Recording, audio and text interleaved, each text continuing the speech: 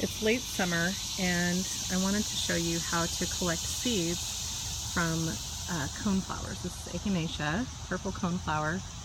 They don't all breed true, I don't think, but this particular kind will. So you can actually plant these seeds and get a similar looking plant the next year. I think it takes a couple years for them to flower, but they do really well. I haven't had to do anything special to get them to reseed. And I'll just show you how to collect seeds from these dried seed pods. So they have these little spikes, but they shouldn't hurt you. And this is just kind of chaff that comes off. Oh, this one might be too wet still, but here's some that are a little more dry. So here you can see this just comes right off of my hand, all this stuff.